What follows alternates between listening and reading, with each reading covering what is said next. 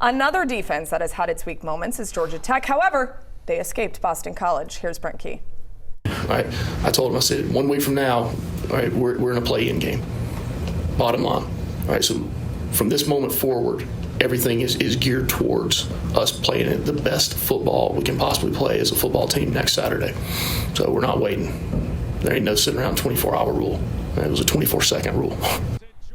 I just love him. I love his urgency. It is so fantastic. Georgia Tech has their eyes on the prize next week, a chance to make it to the ACC championship game on the line. That may pain our friend John Michaels over here, although I know you do enjoy Tech. I know you like covering them for sure.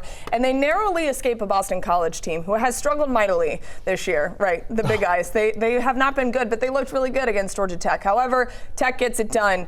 Do you think that this team is probably going to be playing their best football here in the next 2 games? I'd like to hope so. Really, next week is the one that matters. The Georgia game, I know Tech fans are going to say, hey, that game always matters. In the grand scheme of making the playoffs, it doesn't matter.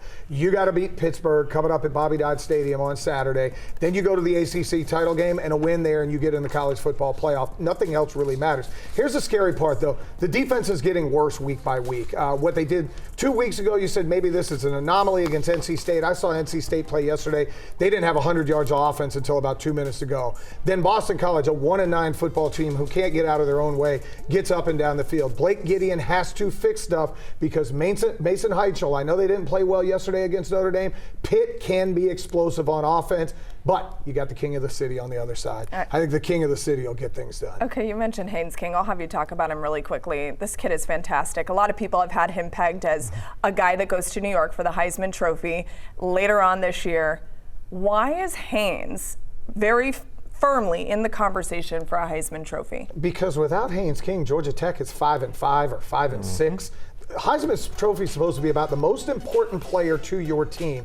They're in the college football playoff discussion because of one person. It's Haynes King. I know that's not fair to Malachi Holsley and Jamal Haynes and all the other guys, but without Haynes King, they are not where they're at. That dude comes up with 400-plus yards of offense again, and they needed every single one of them or they would have lost in Chestnut Hill. Remember, he was a guy that texted Brent Key last year that he was peeing blood. That is how intense this kid is. Yeah, he literally said that. Let's talk about the game next weekend that John had mentioned. It is massive because ACC title hopes are on the line for Georgia Tech. Do you think the Yellow Jackets are able to get it done, Caleb?